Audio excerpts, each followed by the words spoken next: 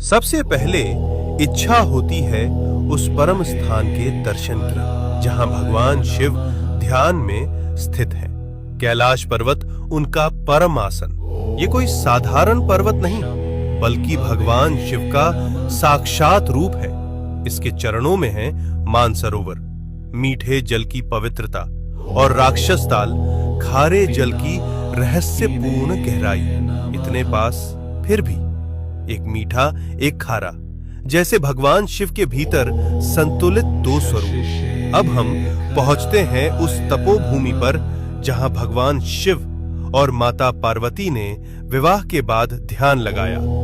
ये है आदि कैलाश, उत्तराखंड के ऊंचे हिमालय में स्थित, जहां आज भी उनकी ध्यान ऊर्जा का कंपन महसूस होता है। यही है गौरी कुंड और पार्वती सरोवर।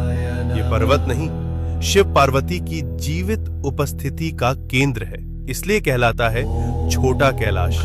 और पास ही स्थित है ओम पर्वत, जहां बर्फ पर स्वतः उभरा ओम दिखाई देता है, जैसे शिव का मौन मंत्र इस भूमि में गूंज रहा हो अनंत काल से।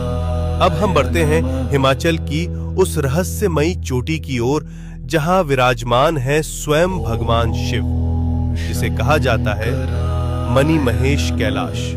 इस पर्वत की चोटी से दिखाई देती है एक दिव्य मणि। मान्यता है जब भगवान शिव प्रसन्न होते हैं तो ये मणि दिव्य तेज प्रकट करती है, जो भक्तों के जीवन में भर देती है एक दिव्य प्रकाश। इसके चरणों में स्थित है पवित्र मणि महेश झील, जहां हजारों श्रद्धालु हर वर्ष स्नान करते हैं और भगवान शिव का आशीर्वाद प्राप्त करते हैं। अब हम पहुंचते हैं हिमालय की उस ऊंचाई पर जहां की हवा भी हर हर महादेव का जप करती है। यह है श्रीखंड महादेव। यहाँ स्थित है एक भव्य प्राकृतिक शिवलिंग। यहाँ तक पहुंचने का मार्ग अत्यंत कठिन, लेकिन कहा जाता है जिसे स्वयं भगवान शिव बुलाते हैं वही इस दिव्य शिखर तक पहुंच पाता है। श्रीखंड महादेव केवल एक शिवलिंग नहीं, ये है भगवान शिव का हिमालयी सिंहासन। अब हम पहुंचते हैं भगवान शिव के एक और दिव्य धाम पर, हिमाचल की उस रहस्यमयी भूमि में किन्नौर कैलाश। यहाँ स्थित है सदियों पुराना एक विशाल शिवलिंग, जो अपने आप में अपार ऊर्जा समेटे हुए।